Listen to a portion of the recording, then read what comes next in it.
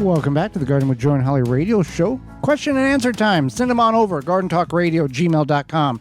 GardenTalkRadio@gmail.com. Or give us a call at 1-800-927-SHOW. That's 1-800-927-7469. This question is sponsored by Fleet Farm and FleetFarm.com. Can you take seeds from green tomatoes and save them?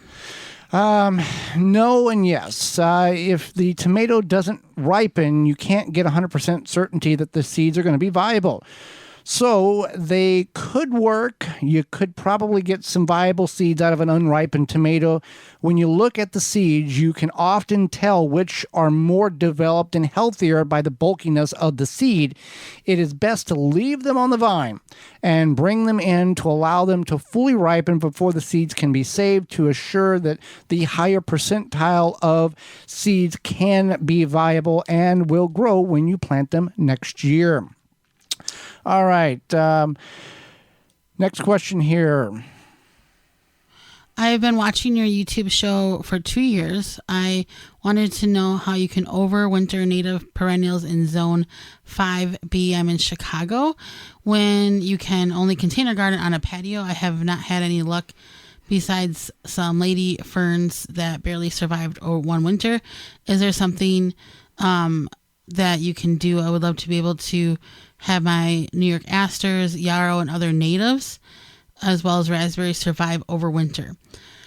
So if you can't bring them into your home or garage or shed, or bury them into a lot of people will take their perennials and then bury them in the soil, and that allows them to overwinter. The best thing you could do is take the containers and put them all together, cover them with leaves, straw, some sort of mulch, and then you would want to wrap them in cloth and or plastic. And then if you could move them inside, that would be best. If you cannot, insulating them would be the best thing that you can do to help survive the winter. And you would water them well before you insulate them and cut back any growth. So you just basically cut back the growth, water them well, find some way to insulate them, put them, if you're on a patio that you know which way the wind might likely blow. Might not be easy in Chicago, but if you know which way the wind might blow, you could probably put them like in the corner of the patio or something, depending on your setup. But if you can bring them inside and put them in their own little area, that would be most helpful. All right, now we'll go to the hotline. We've got a question here. Yes, every year I raise beautiful tomatoes. I usually use beefsteak tomatoes. Last year the plants were huge and a lot of nice tomatoes. This year plants are huge, a lot of beautiful heavy tomatoes, but they're not turning red. They're dying on the vine. They're actually rotting green.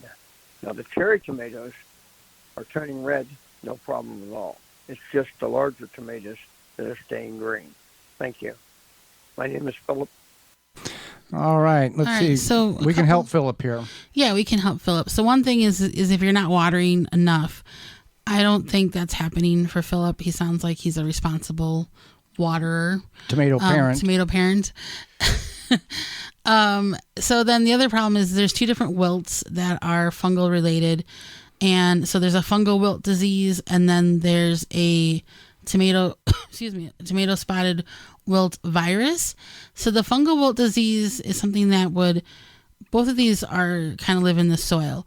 But the fungal wilt disease, you want to pull the tomatoes out and then you want to rotate the crop. So if you decide to grow tomatoes next year, you move that crop to a different place in your garden for 3 to 4 years, unfortunately. But that way, if you can also find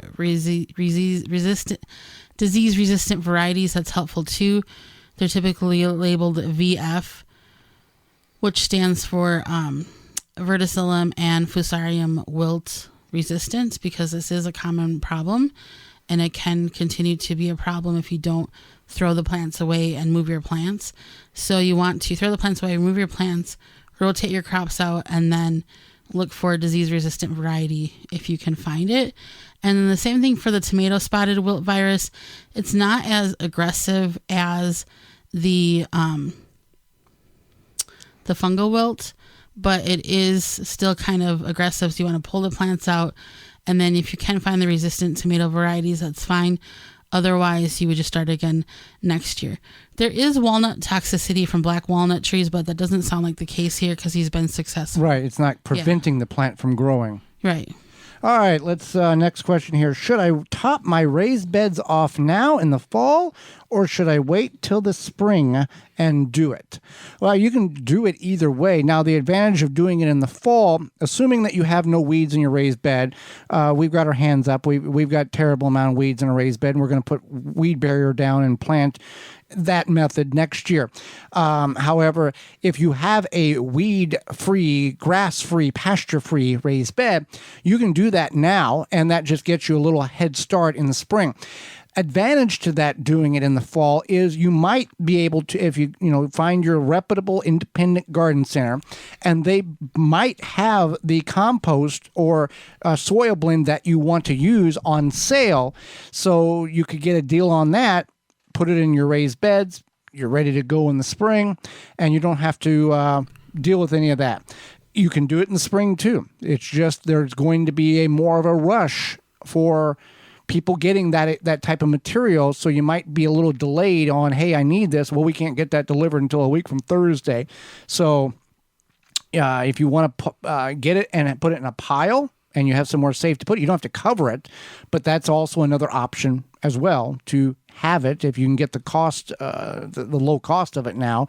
Some may have it on sale, some may not. For more information, please visit thewisconsinvegetablegardener.com.